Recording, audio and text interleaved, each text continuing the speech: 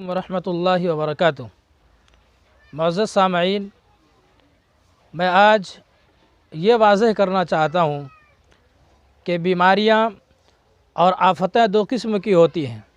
ایک تو زمینی آفات ہیں، زمینی بیماریاں ہیں جس کا حل بھی زمین سے تلاش کر لیا جاتا ہے، اور دوسری قسم کی وہ بیماریاں، وہ آفات ہیں جو آسمانی ہیں اور اس کا حل بھی آسمان سے ہی نازل ہوا کرتا ہے۔ کچھ ایسے ہی آفات میں، کچھ ایسی ہی بیماریوں میں آج ہم اور آپ گھرے ہوئے ہیں۔ اس کی مثال میں آپ حضرات کے سامنے ایک واقعے سے پیش کرنا چاہتا ہوں۔ خلیفہ ہارون رشید کا نام آپ حضرات نے سنا ہوگا۔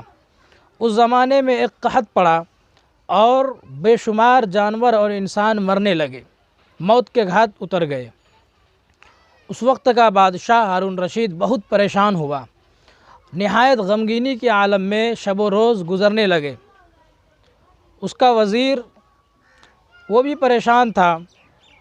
اس نے کہا کہ بادشاہ سلامت، میں آپ کو ایک واقعہ سناتا ہوں، شاید اس واقعے سے آپ کا جگر اور آپ کے دل میں کچھ سکون و اطمینان محسوس ہو جائے اور آپ سکون کی نیند سو سکیں۔ کہا ضرور سناؤ۔ کہا کہ کسی زمانے میں جنگل میں ایک شیر رہتا تھا جو جنگل کا بادشاہ تھا۔ ایک بندریا سفر پر جا رہی تھی۔ اس بندریا نے اپنے بچے کو شیر کے حوالے کیا امانت کے طور پر، اور کہا کہ میں جب سفر سے آؤں گی تو میں اپنے بچے کو، اپنے امانت کو لے لوں گی۔ شیر نے وعدہ کیا کہ میں تمہاری امانت کو اچھی طریقے سے رکھوں گا، سنبھال کر رکھوں گا۔ اچانک وہ سفر پر چلی گئی اور اس کے بچے کو شیر لے کر جنگل میں پھرنے لگا، اس کی حفاظت اور نگرانی کرنے لگا۔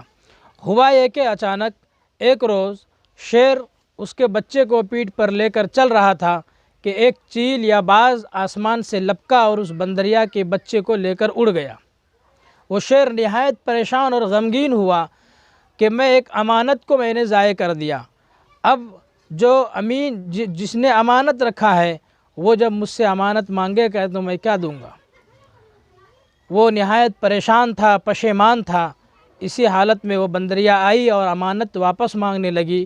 شیر نے کہا کہ اگر کوئی زمینی آفت ہوتی اور کسی زمینی آفت سے آپ کا بچہ مرا ہوتا تو میں ذمہ دار ہوتا، لیکن ایک آسمانی آفت تھی جس نے تمہارے بچے کو اٹھا کر لے گیا اور میں کچھ نہ کر سکا۔ بادشاہ سلامت، یہ آفات اور بلیات اور بیماریاں آسمانی ہیں، اس میں آپ کچھ نہیں کر سکتے ہیں۔ اس میں جو آفات کو بھیجنے والے ہیں، بلاؤں کو بھیجنے والے ہیں، جو قحط سالی کو اتارنے والے ہیں، جو بیماریوں کو اتارنے والے ہیں، وہی اس کا حل تلاش کر سکتا ہے۔ اس واقعے کی روشنی میں ہم دیکھتے ہیں اس بیماری کو اور موجودہ حالات کو کہ اللہ تعالیٰ نے یہ حالات ہمارے اوپر نازل کیے ہیں تو ختم بھی وہی کر سکتے ہیں۔ مکمل اختیار اسی کو ہے۔ ضرورت اس بات کی ہے کہ ہم ان کی مکمل تابعداری کریں، فرما برداری کریں اور ایسے اعمال کریں جن سے وہ بیماری نازل کرنے والا خوش ہو جائے اور اس بیماری کو اس دنیا سے اٹھا لے، اس قحط سالی کو انسانوں کے اوپر سے دور کر دے۔ اس میں کوئی بادشاہ ہو، کوئی حاکم ہو یا کوئی بڑے سے بڑا طاقتور ہو، اس میں اس بیماری کو ٹالنے کی وسعت اور طاقت نہیں ہے۔